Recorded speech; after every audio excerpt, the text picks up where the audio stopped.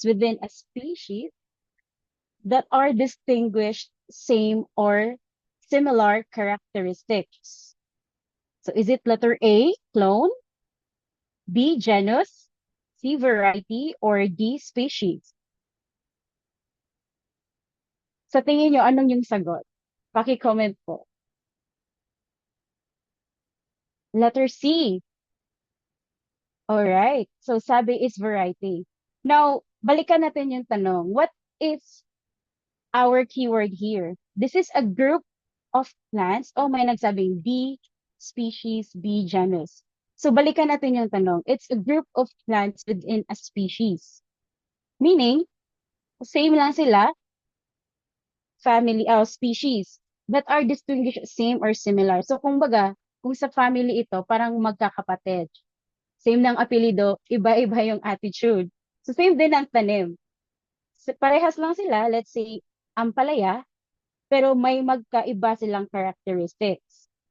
Now, sa option, let's say letter A, when we say clone, it means it's genetic identical.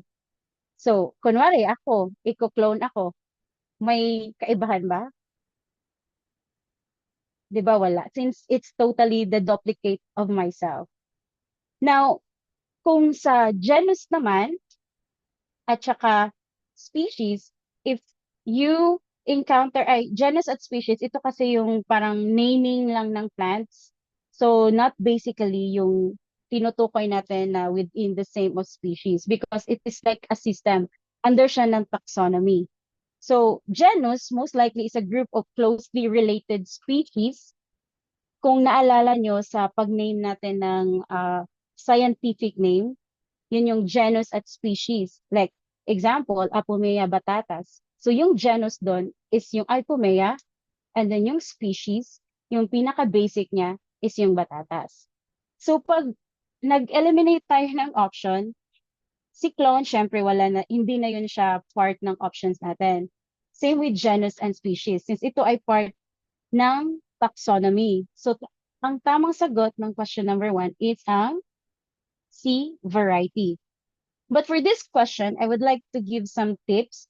Since nung previously kasi, nung nag-board exam din kami, lumabas ito, like ano yung, paano ba tayo name ng isang, it could be animals or plants. So ano yung order?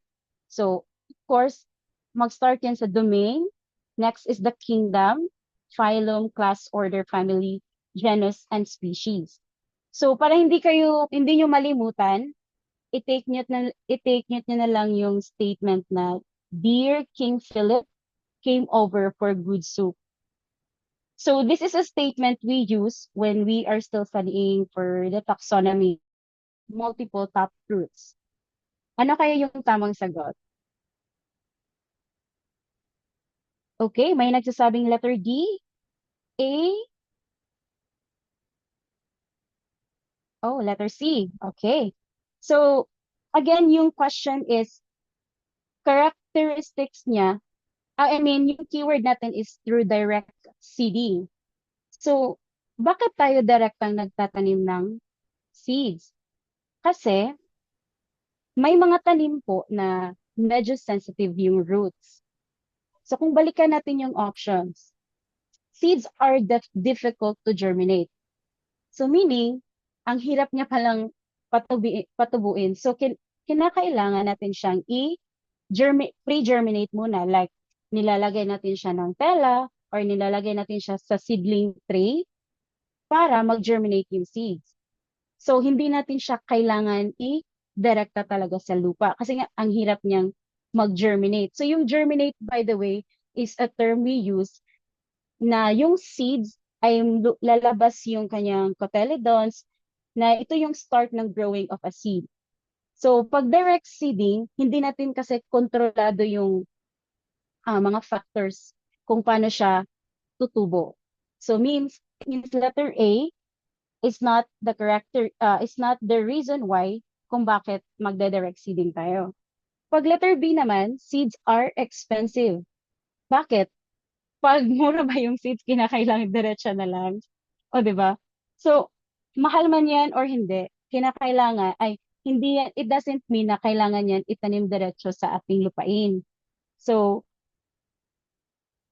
letter C, seedlings cannot tolerate root disturbance. And letter D, seedlings develop multiple taproots. So, ito yung iwan nating options.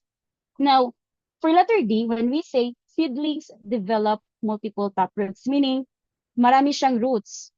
So, marami siyang way na ma-absorb or ma-survive yung stress kung sakali mang itatanim natin siya sa lupa or sa actual field. So, seedlings cannot tolerate disturbance. Sabi ko nga kanina, kaya tayo nagdi-direct seeding kasi nga maraming mga seeds na sensitive yung roots. So, let's say for example, like carrots. Diba kung sa mga nakatanim ng carrots, yung carrots kasi, hindi siya yung crop niya, yung bunga is hindi yung ina-harvest natin from the stem. It is a root crops. So kapag in-undergo natin siya ng process ng transplanting, pag nilipat natin siya sa isang pot, tapos ililipat natin sa actual field, ang dali niyang ma-disturb. So, kaya yung mga hina-harvest na carrots medyo maliliit, or minsan hindi siya na-form na crop dahil nga na-disturb yung roots niya. So, that is the example of seedlings that cannot tolerate disturbance. So, yun yung mga carrots, radishes, kamote. Minsan, yung munggo is part of the direct seeding kasi nga, ang bilis niyo makasurvive naman sa field. So, yung answer natin sa number 2 is wait, it's letter C. Seedlings cannot tolerate root disturbance. Okay? All right. So, let's proceed. Tama. Ang dami niyong sumagot ng letter C. Medyo confusing siya sa C and D. But again, do not forget na yung multiple roots naman ay madami siyang roots but medyo sensitive din siya. Mas ano yung cannot tolerate disturbance. Okay.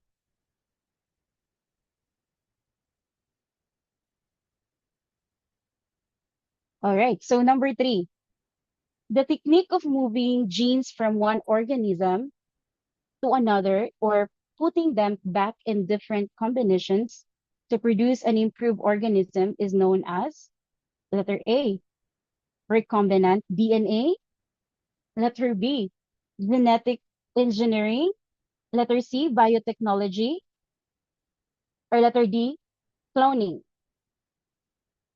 What's the correct answer?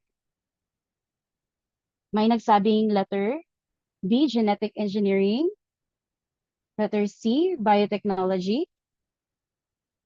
Okay. So ano yung tamang sagot? It's letter B, genetic engineering. So one of the best example po dito is yung like yung pag-develop ng insulin. So we introduce, or actually we get a part, before kasi na-discover yung mga medicine, we have to test it. So we have to get a certain DNA at saka natin ini-engineer para pag inabsorb or i-try natin sa human body, mas madali siyang it's either ma-absorb or ma-reject. So in the medicine part, since medical and agriculture is not really far in terms of laboratory works, like in genetic engineering, so yun yung most likely na applied sa genetic engineering. Now, for agriculture, we have genetically modified products or GMOs. So, dito yung lumabas yung mga GMOs na tomato. Kasi dati, ang kamatis, ang dali niyang marat or malanta. So, dahil sa GMO, mas na-prolong yung shelf life niya, hindi na siya madaling mahinog. Let's say, pag in-harvest na siya ng farmer na green, umabot siya sa market na medyo red pa, hindi na talaga yung lantana or sirana. So, yan yung nagagawa ng genetic engineering. When we say kasi recombinant DNA, it's not anymore a technique. It's the result. Okay? It's the combined DNA. It's the result of the process. Now, For biotechnology, it's also the process, or it's under the genetic engineering. It's the process of how we use biology in the technology. Like yung sinabi ko kanina na mas longer na yung shelf life ng tomato, at saka yun nga lang may cons naman siya kasi nga para ma-long ma ah, ma ma-longer yung shelf life ng tomato, kinakailangan natin gumamit ng ah, mga pesticides. Kasi dati yung traditionally, Filipino farmers do not depend on pesticides. So, natural farming lang tayo. Wala masyadong chemicals. Now, nung na-introduce na yung GMO, saka na tayo nakadepende sa mga ah, chemicals na hanggang ngayon, yun pa rin yung ginagamit natin. Okay? So, now for cloning, it's the same thing. Hindi naman siya yung we do not move any genes para ma-improve ang organism since it's only a duplication of one species. Meron din yung Popeye pigs din po. Yes, ganun din po sa tao kung pangit ka maghanap ng maganda. May chance pa may maganda yung kang anak. Yes, it's actually part in genetic engineering, but it's in the other part of our topic. It's in the medicine. Okay?